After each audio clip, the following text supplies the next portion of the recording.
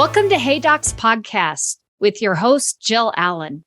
I am so excited to have Dr. Bryn Cooper on the podcast today. Dr. Cooper is a KOL for the Ulab Systems, a company that is innovating the next generation of smile technology to create aligner movement plans in as little as 10 minutes, allowing doctors to print custom aligners the same day in their own offices. Their breakthrough software with FDA clearance offers full control over your treatment plans, utilizing the latest intraoral scanning and 3D printing technologies. Dr. Cooper owns and operates a practice in Houston, Texas, and currently serves on several AAO council and committees, and is past president of the Southwestern Society of Orthodontics. When she isn't treating patients and creating beautiful smiles, Dr. Cooper enjoys walking the trails with her family and friends, sampling the new restaurant fares, and reading the latest bestseller novel. Please join me in welcoming Dr. Bryn Cooper on behalf of Ulab Systems. Bryn, thank you so much for being on the Hey Docs podcast with me. I am so interested to hear your startup story and how you've been able to incorporate Ulab into your practice. So I'm going to let you just jump right in and tell me and tell our audience your story. Sure. Let's talk about it. So, if you've heard me talk at a couple of events, I have started talking about kind of my journey when you open up. And a lot of it has to do with the financial side. I'm growing my practice, growing my family. It's a scratch start that I started in late 2015. And by the time I was having my first daughter in late 2017, we had just had Hurricane Harvey hit the Houston area 2 months before. I remember that. It was bad. It was bad. And we were so lucky. Our house didn't flood. My practice didn't flood. We were so lucky. At the same time, the city as a whole was really struggling. Yeah. Some people didn't have houses, like those base needs were not met. And so orthodontics really was the last thing on people's minds. Yes. At that point in time. So even though nationally orthodontics was doing really well, I was a little under 2 years into my practice and I had this kind of break in my cash flow. Sure. And I realized that I had these huge lab bills coming in. And if I had any break in my cash flow, we were putting things on credit cards. We were trying to figure out what to cut. And it was a really stressful time for me. Sure. And so I actually, stopped doing any clear aligners in my practice for an entire year to control my overhead. And 2018 was kind of brutal as far as, I was only doing buccal bracket cases. Unless someone just put the full down deposit down for the clear aligner case.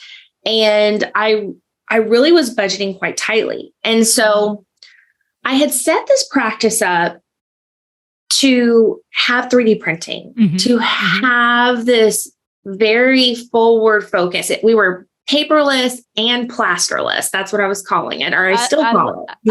I love that. And that's, we talk about that all the time with my startups right now. So I love that. Yeah. Even when you were getting started, you were thinking that's the direction that my practice is going. That's great. Absolutely. And so we were trying to figure out how to utilize these tools that I was paying my small business loan on. And I had these things at my fingertips, yet I still wasn't able to make aligners in-house that caused tooth movement. I was able to make retainers. And so I was really looking for some software and some tools that filled the gaps so that I could use the hardware that I had set this practice up. Sure. So that's when I was at the AAO and I have a friend, Sarah, and I was like, okay, I don't have really a lot of time to go to the exhibit hall. What are like the top 2 or 3 things you think I should look at? And she was like, well, there's this no scan box thing where people can scan from home. And there's this new aligner thing where you can make your aligners in-house. And I was like, what? A little mind blowing. What? and probably thinking, I may not have a lab cost. That was what I was dealing with before, right? Right. So I went on over to the Ulab booth at that point, and I realized I had some familiar faces from some other companies, and there was a lot of energy around it. And when they showed me the software, I was so all in. Though, of course, I've been budgeting so much. I go, okay, I have to go run a spreadsheet upstairs in my hotel room. We love our spreadsheets. We do.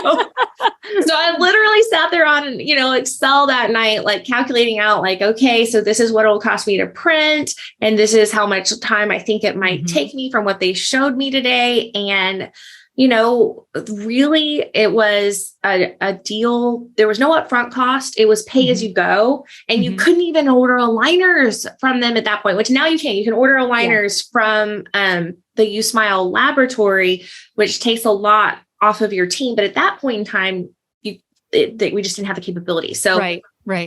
I was like, this is great. And I love finishing in aligners. It's my favorite way to finish cases. So if I just have to do 3 aligners, it's the cost of 3 aligners, right? So I signed on and I just started going. I learned how to set up my cases. I had been lucky enough to have a contract job where I had done several hundred clear aligner cases and gotten to go to some advanced courses. So I just jumped right in and started setting things up myself the first 6 to 12 months. Yeah, I love that. And I want you to just talk about that a little bit, because I really feel like so many times this is the question that I get from my clients a lot is, especially if I'm small and you were still in, as you were kind of going with this, I think you said your second year, which anybody who has talked to me in the past knows second year is the most critical for an orthodontic startup. But I'm sure you didn't have a big team. So do you want to kind of talk to me about what was going through your mind in, okay, I'm trying to run my practice and I'm going to assume maybe working somewhere else, maybe as an associate somewhere else, and trying to figure out these systems of bringing this in and manage it. Can you kind of just talk about what that was like for you? And I know as you've grown and gone along, and we're going to go into that next, we can talk about that digital assistant component, but will you take me back to the beginning and what that was like? Because I think that's a scary thing for a lot of my younger docs, my startup docs, my docs that are doing acquisitions. And this is new technology that I see the value in, and I know my patients want it, and I know I want it from, checkbox, P&L, overhead, all these different things. But also, I think there's the time factor that we're all scared about, right? Like how much, what does this look like? So take us back a little bit there. Yeah. And, when I started using this, the software was nowhere near where it is today. And so, which is great, but it was still the very best thing we had at the time. It was still an industry leader. And where I really got to was focusing on the mechanics, thinking about what I would want to see in the case and what I thought the issues might be. So for example, if you have a deep bite case and you're thinking about how do I want to design these aligners? Well, most of us at some point will put a reverse curve in the lower arch if we're in braces with a deep bite case. Yep. So what do I want to do? I want to build that reverse curve into my aligners. So I usually set my cases up ideally, and then only if the patient stops tracking do I rescan and reset it up. Or if we're off track, then I'll modify things. But I like to have it set up ideally, because there are so many things that go into making the teeth fit together well that I think we as orthodontists do in our mind and design in our appliances that maybe we don't articulate. Yeah. And so that's why I think it's important to set your case up with class 1 occlusion, with, contacts where you want them or lack of contacts in the anterior, things like that. So that's where my mind went. I just started thinking about how I would set the case up according to what I would want the case to look like in the end, and some of the mechanics that might be overdone in my braces cases. Yeah. Once I got that down, then there are other things like making sure you don't have teeth running into each other in the middle of things. So there's a progression of thought, and you have to make those mistakes sometimes yourself in order to see them. You can go to lunch and learns and dinners galore and try and prevent it as much as possible. And I think you should do that. But give yourself a little grace on that. Don't expect perfection. I know as orthodontists, we were the top of our class in college, top of the class in our dental school. And we do not like seeing things that we design fail. Right. So give yourself that grace that if a design is not working and you're keeping good tabs on your patients and how they're doing, rescan and reset it up. And you'll find that as you do that, it will become less and less. Sure. I have a question for you. Do you think it helped starting this early in your career to kind of get through some of the things that you're talking about where, you don't have this heavy caseload coming at you and everything has to be perfect? And I can only imagine, being year 2 going into year 3, what you were doing aligner wise there, but did it help, do you think, having a little bit of a slower start to really get this in place and learn your craft with using Ulab? I think there's something to be said for two aspects. Getting in early with the company, because that way my knowledge grows with the software, right? And Ulab is a very responsive company. So as we as doctors say, hey, we want this, hey, we want that, they have software designers then turning around 6 to 9 months later and giving us that. So, I've gotten to see some ideas that I've had, then come into the software, and that's super fun. Yeah. Then the other aspect is, yes, I had a slower start as far as comprehensive cases. But another part of my particular journey, and I bet there's a lot of people out there that have seen this, is you're trying to figure out which appliance you're going to use. Maybe you've swapped a bracket system. You're trying to cut overhead. So I had some self-ligating brackets. I had some twin brackets. I had some cases I had indirect bonded. I had a fresh slew of cases I had direct bond or indirect bonded. And so I started direct bonding. Then I was indirect bonding. So I also had started to learn lingual because I wasn't using clear aligners, but I'm a very urban practice and I needed to have an aesthetic option. Sure. And I had found some Achilles heels in the appliance I was using at the time, and I needed to finish these cases up. So I actually had quite a few cases that I just put into Ulab, and I finished the cases with Ulab aligners, and I had a whole slew of those. And so that helped me.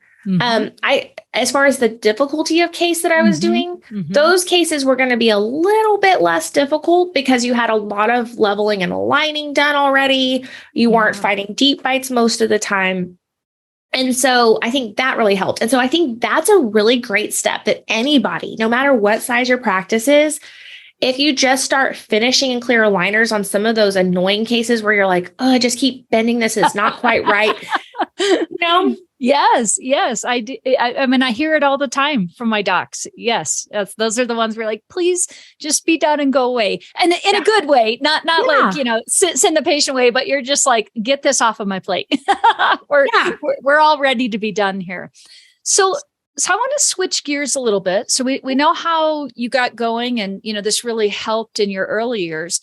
As you have went along, tell me how you started to move into that digital assistant role, because obviously as smaller practices, we don't start with that. I mean, we don't even have enough employees, but as we get bigger, as doctors, you only have so much time in your day. And that's something I've been really talking about a lot when I have an opportunity up on stage or whatnot, is we really have to be leveraging our time. And I feel like as digital technology is coming in, as beautiful as it is, it can be the robber of time too, if we aren't careful and we don't think about some roles that, may not have been in our industry 10 years ago, 15 years ago. So can you talk to me about what and how you use a digital assistant in your office and how that works with your Ulab cases and maybe some of the other ones that you're, other systems that you're using too? Absolutely. So my digital assistant has grown with me. She's been here over 4 years, and it really was this gradual process. I think the best way to start someone on this is literally just transferring STL files. That's actually something that most people aren't doing. And I think in 10 years, that'll change. I think a lot of people will be used to working with 3D files here in the next decade. Yes. As the next generation comes up.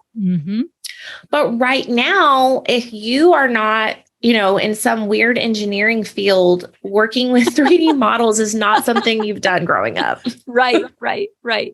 So just literally getting cases from whatever scanning software into the other softwares that you're using so it can get set up, you start with that one step, just processing. And the great thing about definitely Ulab Systems is those trainers. I mean, if you just want to hop on a Zoom call and have them show them how to transfer files, like those trainers will sit there and do that with your lab assistant for you for, however many times that you need.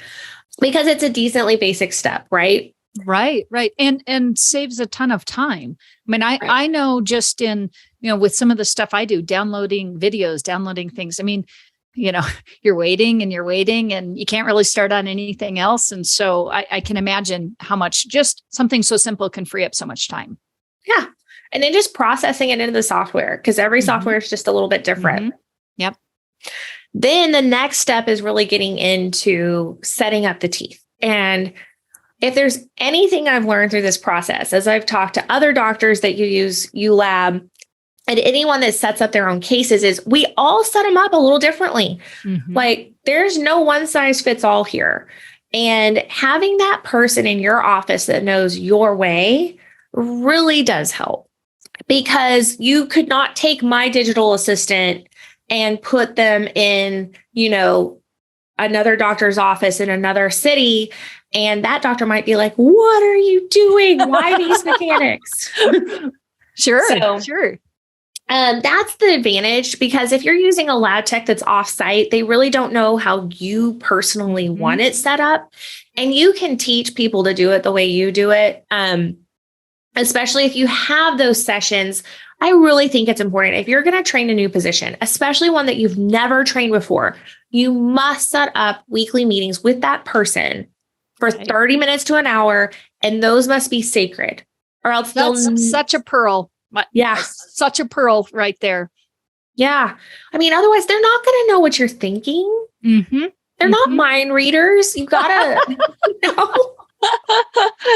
we can put that into our marriages, and we can put that into our digital assistants. Yes.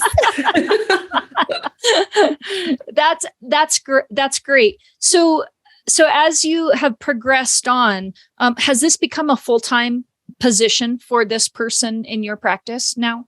So ultimately, no, I was headed that direction.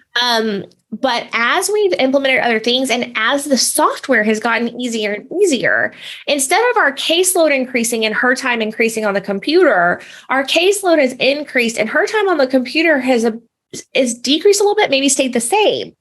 And love that. That was not something I expected at all. And so we actually have had her start folding back into the clinic as overflow. So that's it. So, and plus no one wants to sit at the computer all day. I mean, I don't. Right. It takes a very specific personality type that really digs being by themselves in the back room. That's great. So I want to talk now a little bit about just, and you touched on this in the beginning, but just kind of that struggle that I think a lot of doctors have. Sort of like, I think that, somebody could be hearing this and saying, wow, Jill, you're talking about we have to maybe add another position. There's an overhead thing. And now you're talking about custom lab fees and, how do I incorporate all of this in? And what I hope people are hearing is, actually, it's not as crazy and scary as it sounds. And if you find that right balance, you're probably not going upside down on lab fees, and you're probably not taking and implementing a whole nother full-time position. But I want to kind of talk about, and we all hear, something is happening with the economy, and, should I be pulling back? What are your thoughts on this? What do you think about the recession potentially coming and looking ahead at our economy? And I want you to just speak real to our doctors, because you're in it. You're in the thick of it. You are one who does look at your P&L and does look at, does the spreadsheeting. So talk to me a little bit, if you could give some advice about your thoughts on this and where we're going here. Yeah. And, I don't know exactly, are we in a recession? Have we already been in one? I don't know. Depends on who you're listening to. Right. It does. It does. So, but what I do know is that as small business owners, we have tough months. We have great months too, where you're just on top of the world and you're like, I sold so many cases and I can do everything I need to do. And then you have those low months. And one thing I think we can do for each other as small business owners and orthodontists is normalize that. We can normalize the fact that there are high highs and there are low lows. And a lot of us do want to go around and tell everyone it's okay. And we're conditioned to do that. We have to do that for our patients. We have to have this upbeat, positive atmosphere so that we can create the experience that we want for our patients. Mm-hmm. Yeah.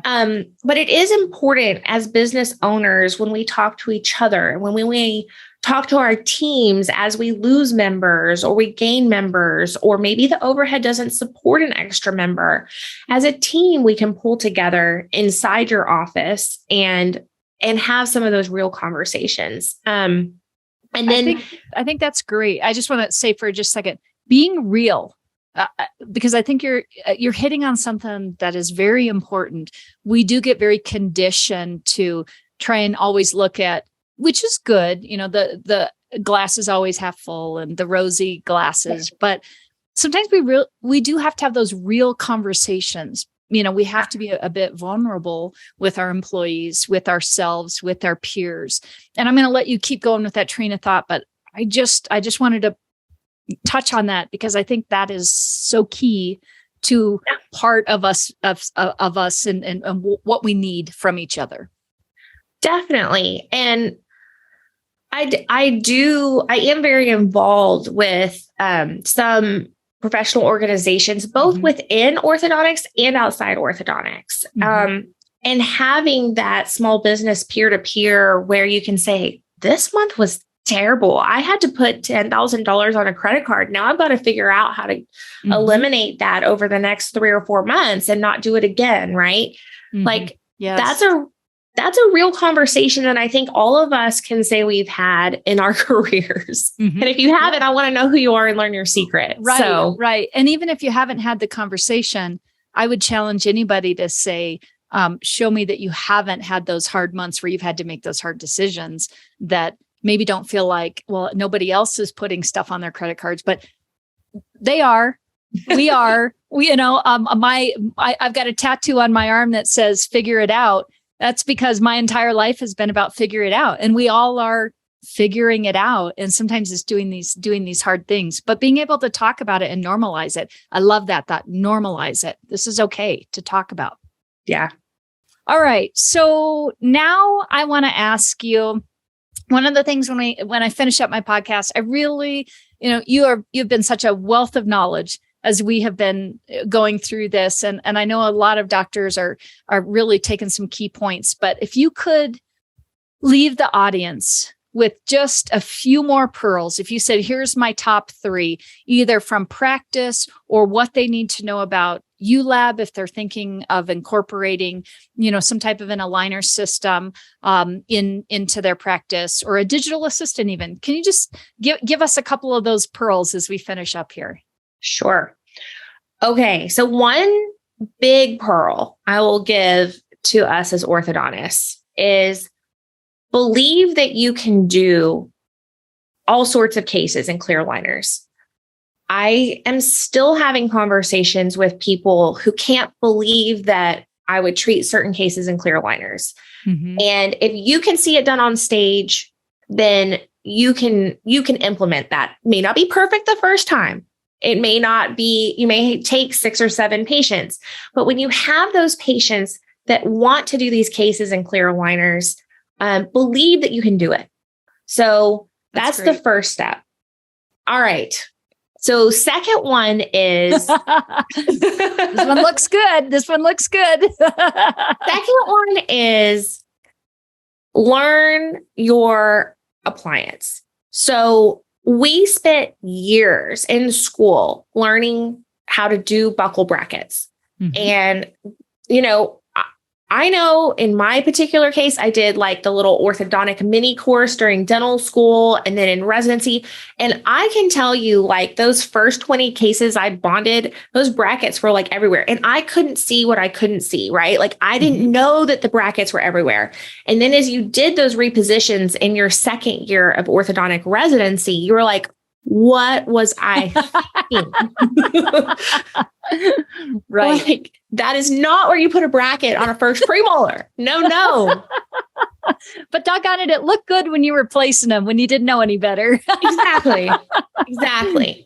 And so realize that clear aligners are a different appliance. It's like moving systems. And so specialize in learning how to use a clear aligner if you're going to use them. Don't rely on a company or a lab tech or whoever else to tell you how you should do your specialty in a particular appliance. Mm-hmm. Rely on your own brain and put that time and work and effort in, because it wasn't overnight that you knew how to treat in brackets, and it's not going to be overnight that you understand how to move teeth in clear aligners. Such great. That's wonderful.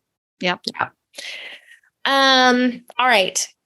Third clinical pearl is the digital assistant.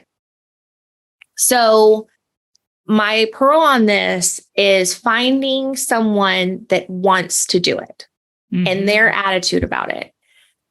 If you try to make someone go do something that they're not interested in learning, it is not going to work. And so it's like fitting a square block into a round hole. It's going to be difficult and hard and annoying for everyone involved. So if you're going to implement a digital assistant in your clinic, you've got to find the right person before you set off on that endeavor. And I'm going to just, I believe I know the right answer, but because you've done this, I want to hear your take on this. I would tell my doctors, I would not suggest that it's just whoever's available at the moment or available for the day that gets plugged into that position. I would think that just like in any position in our practice, we want people to be really good at the roles that they hold. And we should choose one person to get really good at it. And then if we want to cross-train another person, we move that. Would you agree with that as well? I definitely agree with that. And if you don't know if you have the right person or not, like you're kind of tossing between 2 or 3 people, or you're just like, good grief, I don't know. Here's one thing that I did with a different software in my practice, but I've ended up telling a couple people about it and they're like, that's crazy. Crazy good, not crazy bad. Yeah. let's clarify that. Yeah. I didn't know who to put on this particular system. And so what I did is I set aside 15 minutes at a certain time of day and everything stopped. and I had them line their computers up on our back counter, and I would walk behind them and coach each one of them in a rotating fashion as they each worked on their own little project. And that way, because it was a new system to the office, no one person was sitting there like, oh my gosh, I'm alone in this. And when I wasn't around, all of them had this base level of knowledge where they could help each other out. And through that, someone I thought was going to be perfect for it, I found out they were not the right person for it. And then another girl that I had not even thought about was just eating it up. And I was like, this is the person that's got to be point on this. And I don't know of any other way to test people's desire and abilities in the same way. And it really wasn't that impactful to our schedule. And so, if you're like, I have 8 people in my office, who do I make a digital assistant? Set aside 15 minutes, 2 or 3 days a week, and make each of them set up a case, Great advice. And you're right. Crazy good. One of those like, that's just a really good pearl right there that I would not have thought about. And if you've got the team and you've got the size of team that you can, kind of pick the group that you want to try this with, wonderful idea. That's great. Well, Bryn, I just want to thank you so much for doing this, being a part of Hey Docs. I think you've given us just a wealth of knowledge. And I know that docs are, probably will be reaching out to you if they've got questions. But I would like to, if somebody wanted to find out more about Ulab or ask you some questions, how would be the best way if somebody wanted to, first I'll start with Ulab, if they wanted to get a hold of Ulab, and help them with that. Yeah. So Ulab Systems online, just the contact us. And if you want Ulab, I know that you'll put the handles in there for the general, because there's a regional salesperson and a regional trainer. So if you need to be put in contact, I have the regional number for, I think it's like the Texas, Louisiana area. You can reach out to me personally. That's no big deal. And then if you have questions for me directly, it's probably my email address, drcooper@cooperorthodontics.com. There's no punctuation in any of that except for the .com. Yep. And so I will definitely get that to the right person, because I don't know if there's one person, but yeah. Sure. And I would assume they could go, just jump on to Ulab's website too and contact there. So that's great. So as we finish up, I have got a little speed round that I want us to go through, and then we're going to call it a day and just say, what a great podcast. So are you ready to accept the challenge of the speed round? Let's do it. This is the part I was most nervous about, honestly. Okay. Well, my first question, describe your style in one word. Crisp. So it's efficient. It's pretty streamlined. It's usually elegant and classy, and it's done right. I love that. Oh, that's a good one. All right. What are you listening to or watching right now? Yeah. So the show that's grabbed my attention right now. So, okay. And I have to preface this. I watch TV for fun. I don't usually watch videos. I mean, unless I need to learn an actual skill of how to do something, but I usually watch TV for fun, and I listen to audiobooks and podcasts constantly for learning. Girl, after my heart. So I've been watching House of the Dragon on HBO, which I had pretty much given up on Game of Thrones after that last couple seasons. I was like, I don't know about that. But House of the Dragon has not let me down. So I went into it skeptical. I love those type of series. So I'm going to be looking for that one. Right. And then listening, I just finished Fix This Next by Mike Michalowicz. And he has a series. I like his energy. So that's really good. Yeah. Great. All right. How about next one? What do you do just for you? Yeah, that's got to be working out. So sometimes it helps me lose weight. Sometimes it doesn't, because I'm taking it easy and listening to my books and podcasts. But it's a mixture. I go to, a trainer. I love Pilates reformer. And then, I've been having babies the last 4 years or so. And so sometimes I'm walking, sometimes I'm running, but getting out and just not being inside. That's so great. I know for me, that's the most freeing thing is doing some type of exercise. My goal is always just move, 30 minutes a day, just move. So that's great. All right. We're going to finish up here. 2 more for you. Okay. All right. Next one. What's your hidden talent? Okay. So I actually feel like I have this combination of being able to be a little visionary. Like I set up a practice without plaster, probably 4 or 5 years before it became common.